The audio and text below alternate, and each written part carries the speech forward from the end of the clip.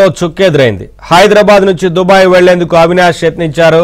అయితే దుబాయ్ వెళ్లేందుకు అవినాష్ ను ఎయిర్పోర్ట్ అధికారులు అనుమతించలేదు. దేవినేని అవినాష్ పై లుకౌట్ నోటీసుల జారీతో ప్రయాణానికి నిరాకరించారు. టీడీపీ ఆఫీస్ పై దాడి కేసులో దేవినేని అవినాష్ పై ఇప్పటికే లుకౌట్ నోటీసులు జారీ చేశారు.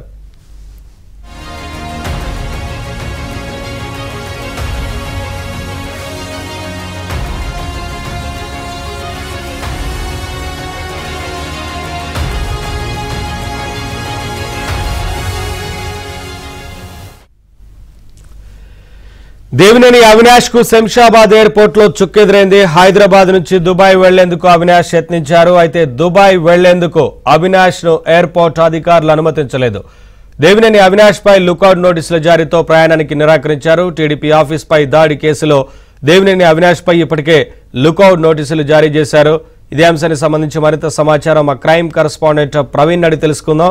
ప్రవీణ్, శంషాబాద్ ఎయిర్పోర్ట్ లో ఎయిర్పోర్ట్ అథారిటీ అధికారులు దేవినేని అవినాష్ ను దుబాయ్ వెళ్లేందుకు నిరాకరించినట్లుగా తెలుస్తా ఉంది కదా, ఏంటి వివరాలు? లుకౌట్ నోటీసులకు సంబంధించి ఏంటి వివరాలు?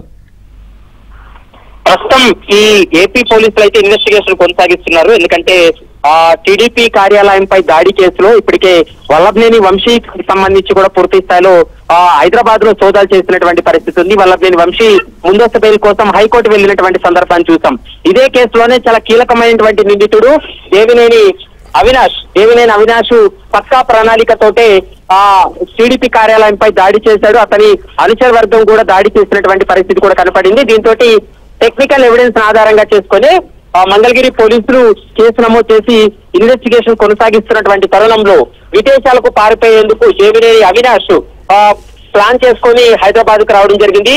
శంషాబాద్ ఎయిర్పోర్ట్ నుండి ముఖ్యంగా దుబాయ్ కి వెళ్లేటువంటి ప్రయత్నం చేయడంతో అప్పటికే నిందితులు వీరందరూ కూడా విదేశాలకు పారిపోయేటువంటి ప్రమాదం ఉందని ఏపీ పోలీసులు అన్ని ఎయిర్పోర్ట్లను కూడా అలర్ట్ చేసినటువంటి పరిస్థితి కనపడుతుంది.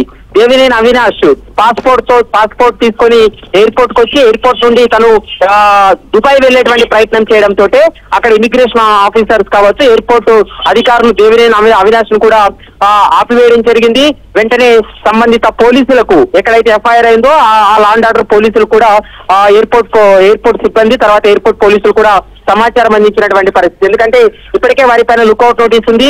దాంతో పాటు వాళ్ళు విదేశాలకు పారిపోయేటువంటి ప్రమాదం ఉంది కాబట్టి దేశంలో ఉన్నటువంటి అన్ని ఎయిర్పోర్ట్లలో కూడా వీళ్ళ యొక్క డీటెయిల్స్ అన్నింటినీ కూడా ఎయిర్పోర్ట్ లో కూడా అందించినటువంటి సందర్భం ఉంది కాబట్టి ప్రస్తుతం తెలుగుదేశం పార్టీ కార్యాలయంపై దాడి కేసులో దేవినేని అవినాష్ పై కూడా ఎఫ్ఐఆర్ అయింది. అతను చాలా కీలకమైనటువంటి నిందితుడు కాబట్టి అతను విదేశాలకు వెళ్లిపోకుండా పారిపోయే ప్రమాదం ఉండడంతో అలర్ట్ చేశారు. దేవినేని అవినాష్ కూడా పారిపోయేటువంటి ప్రయత్నం చేయడంతో ఎట్టకేలకు ఎయిర్పోర్ట్ అధికారులు అలర్ట్ చేశారు మంగళగిరి పోలీసుల్ని. మరి దేవినేని అవినాష్ ను అరెస్ట్ చేస్తారా, మరి శంషాబాద్ ఎయిర్పోర్ట్ నుంచి ఎలాంటి చర్యలు తీసుకోబోతున్నారనేది మాత్రం చూడాల్సినటువంటి అవసరం ఉంటుంది. ఇప్పటికైతే మాత్రం ఏపీ పోలీసుల నుండి ఇంకా సమాచారం రావాల్సి ఉంది. ఒకవేళ ఎయిర్పోర్ట్ లో అవినాష్ ఉన్నట్లయితే ఖచ్చితంగా అతన్ని అక్కడే పిక్ చేసేటువంటి అవకాశం కూడా కనపడుతుంది. Thank you Praveen.